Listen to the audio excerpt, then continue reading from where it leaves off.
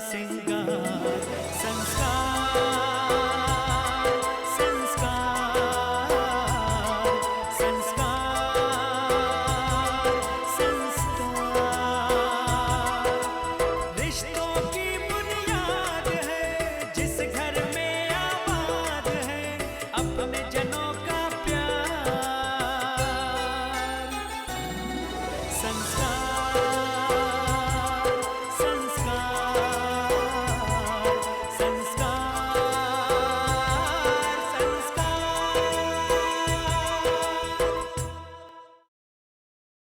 आपकी बहुत तारीफ कर रहे थे।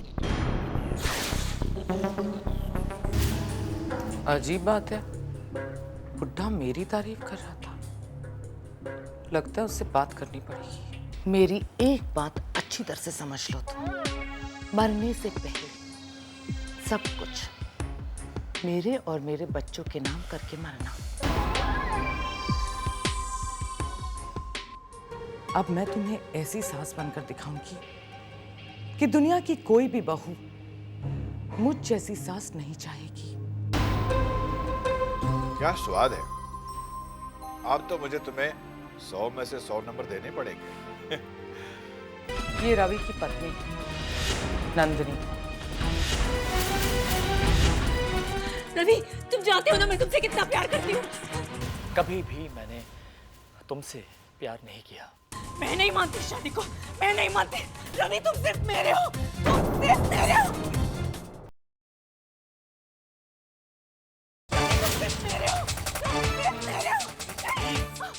Please Saloni, please.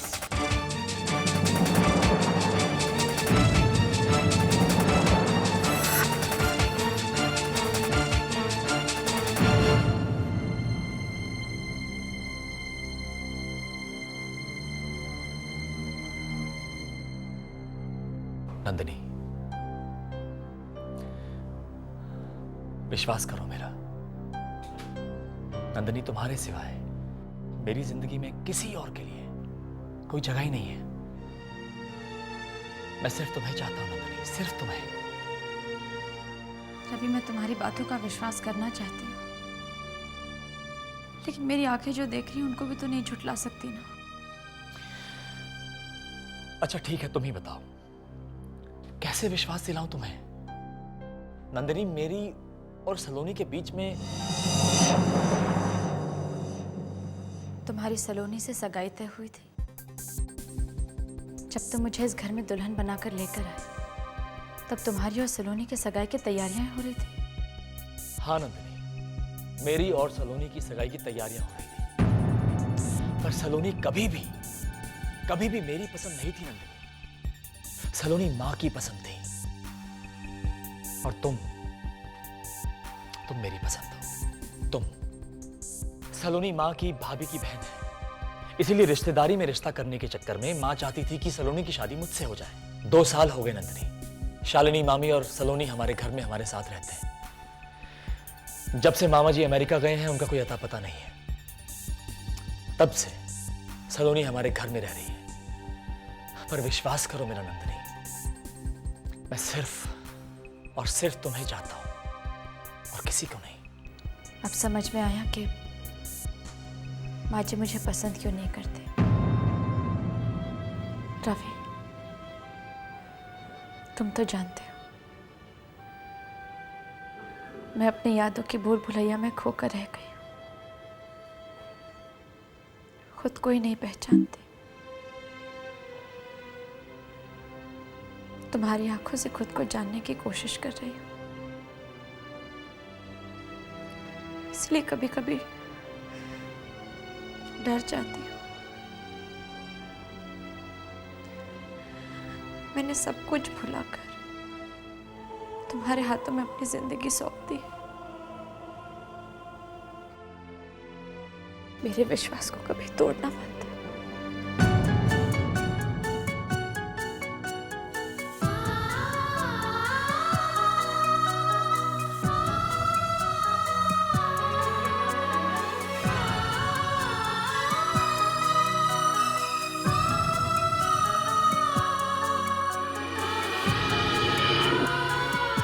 संस्कार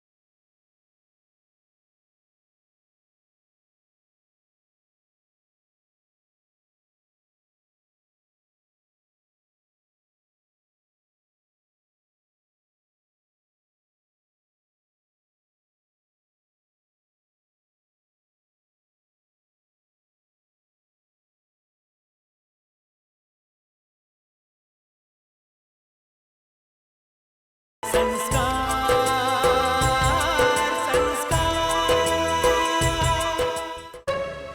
इस रवि ने अचानक ऐसे क्यों किया? किसी भी रास्ते की लड़की को उठाकर अपनी पत्नी बना दिया। और ये लड़की है कौन? पहले तो कभी रवि के मुंह से इसके बारे में नहीं सुना, और ये अचानक शादी।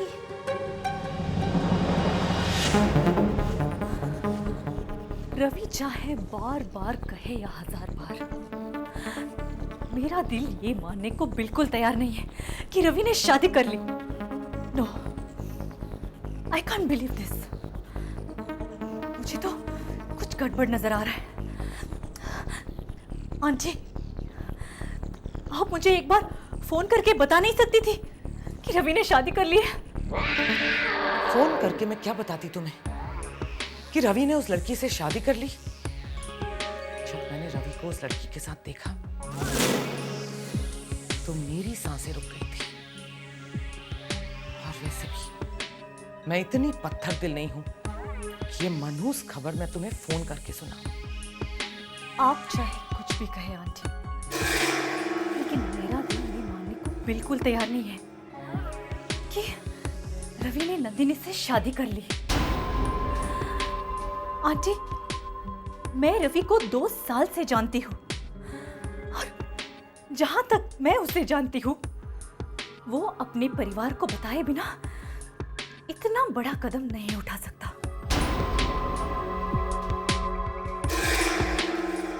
इसके पीछे कुछ न कुछ राज छिपा हुआ है, और मैं ये पता करके ही रहूंगी। आंटी, एक बात याद रखिएगा, रवि मेरा था, मेरा है और मेरा ही रहेगा। उसे मुझसे कोई छीन नहीं सकता। शायद नंदिनी नहीं जानती कि मैं कौन हूं, और ये सलोनी उसे बता कर ही रहेगी कि मैं क्या कर सकती हूँ।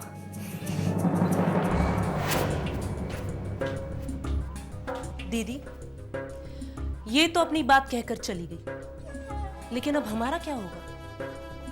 आपको कहीं तो यकीन था कि देवेंद्र भाई साहब ने कुछ तो हिस्सा रवि के नाम किया हो। इसीलिए तो सलोनी को हम यहाँ लाए थे, ताकि हम जायदाद के उस हिस्से पर भी कब्जा कर सकें। लेकिन मुझे इस बात का डर है कि रवि की ये शादी अब हमारी बर्बादी का कारण ना बन जाए।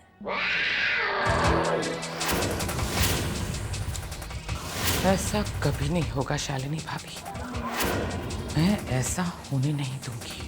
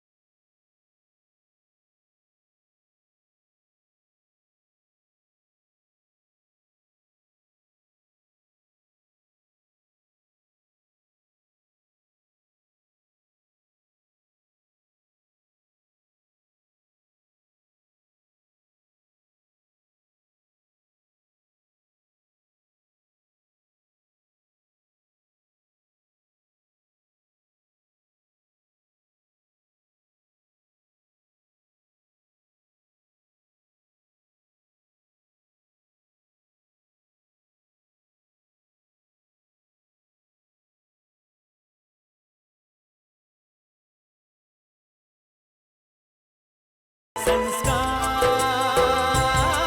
संस्कार।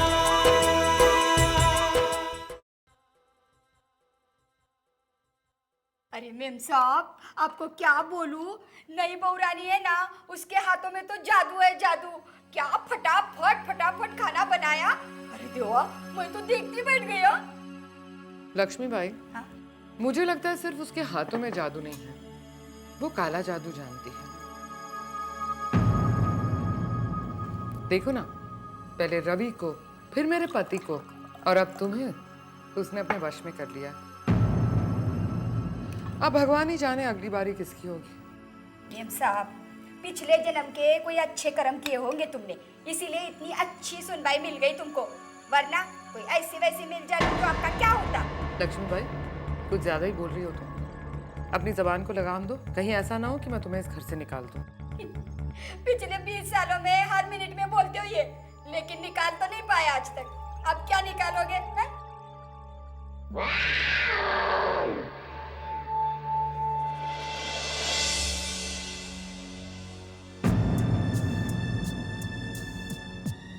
खाना कैसा लगा?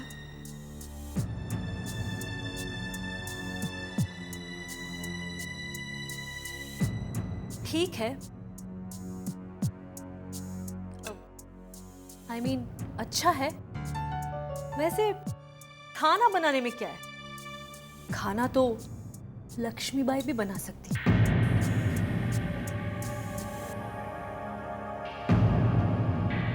अब क्या फर्क पड़ता है, खाना तुम बनाओ या लक्ष्मीबाई?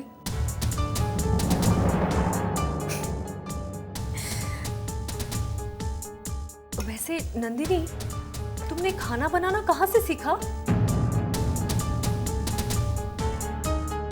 ओह, राइट राइट राइट राइट, तुम अनाथ आश्रम में रही हो ना?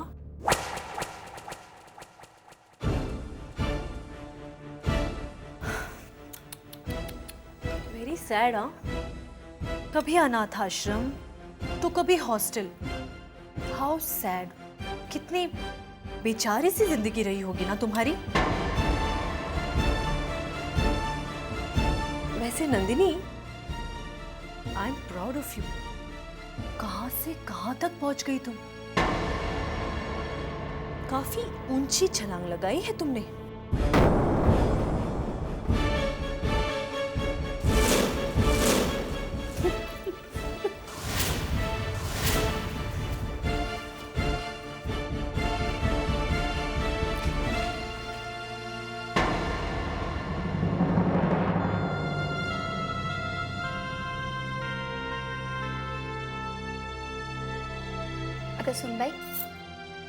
अगर सुन भाई, इसमें मन खराब करने की क्या बात हुई?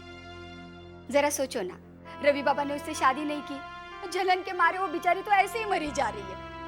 उसे लगता है कि रवि बाबा को तुमने उससे छीन लिया है, बस। लेकिन इसमें मेरी क्या गलती है? रवि उनसे प्यार नहीं करते थे, ये उन्हें मालूम होना चाहिए था। वो अपना गुस्सा मुझ पर क्यों निकाल रही है? सुन भाई, देख, तलवार की धार एक तरफ तो दुनिया की धार दो तरफ। इतनी छोटी छोटी बातों में अगर तू सोचने लगेगी, डरेगी, तो कैसा चलेगा?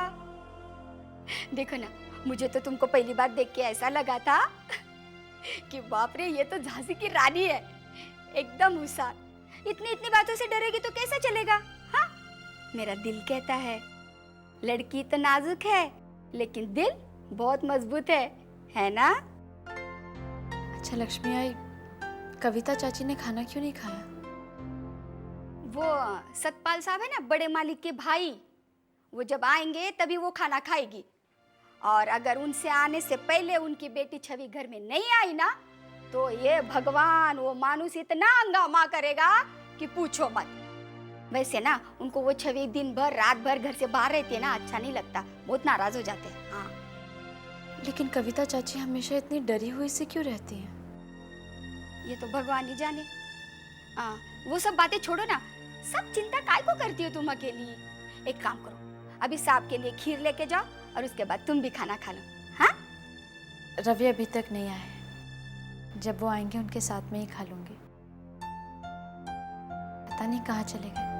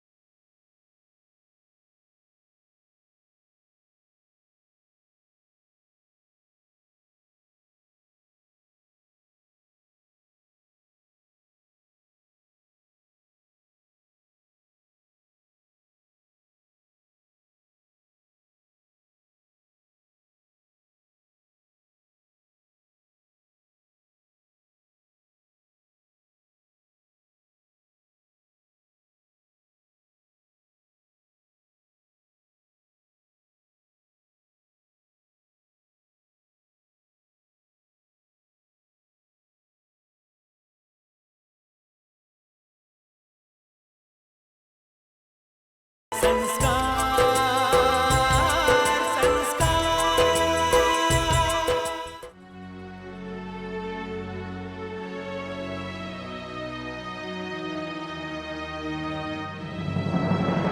सफाई कर रही हो? अच्छा है। वैसे हमारे घर का रिवाज है, खाने के बाद पूरे किचन की अच्छी तरह से सफाई की जाती है। आज लक्ष्मीबाई तो है नहीं, तो ये सारा काम तुम्हें ही करना होगा। जी माँ जी।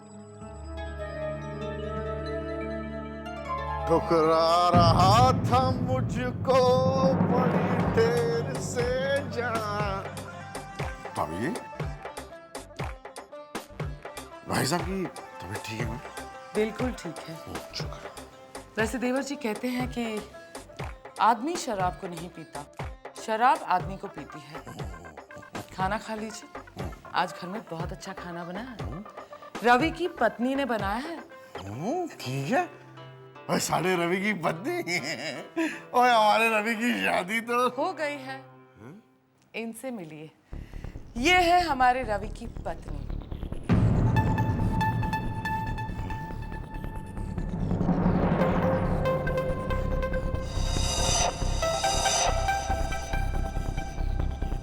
आओ, ये तुम्हारे चाचा ससुर हैं, इनके पाँव छू। साढ़े रवि ने शादी? अरे बस बस, ठीक है ठीक है, जीते रहो जीते रहो। ओए कविता, छवि, ओ कहाँ हो? कविता, ए कविता, कविता, चले आ।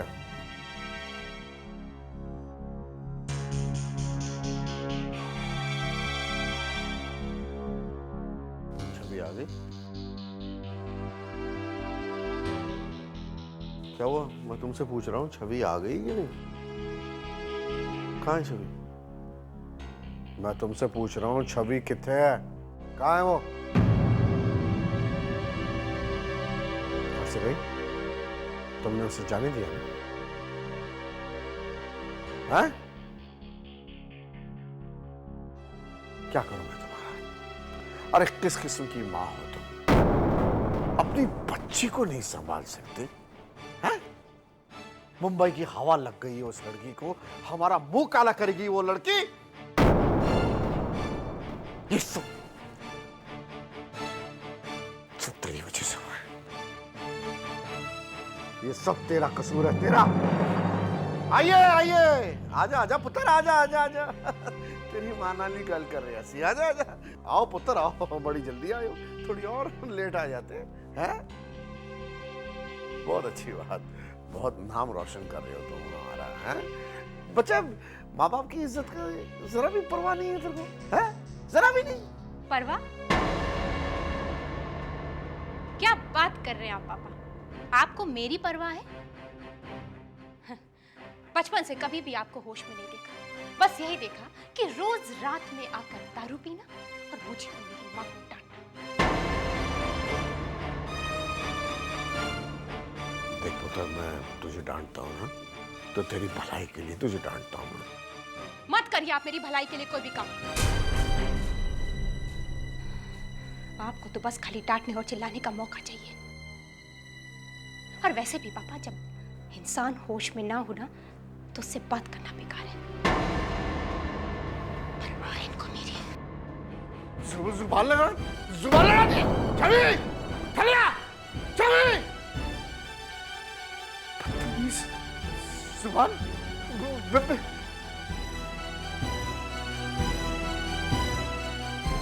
चल।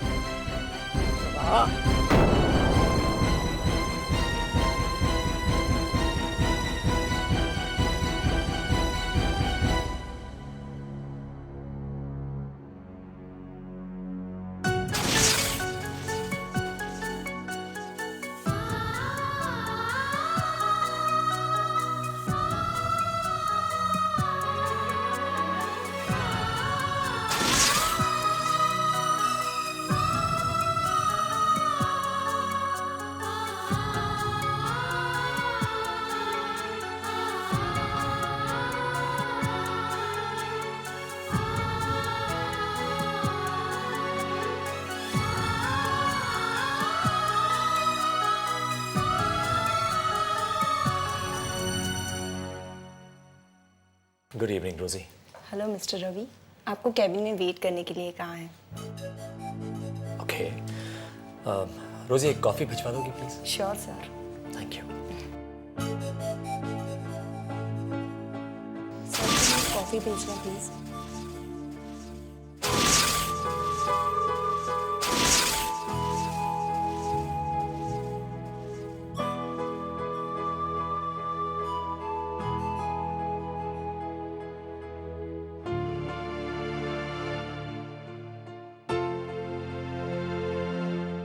मिस्टर रवि आपका कैबिन में इंतजार कर रहे हैं।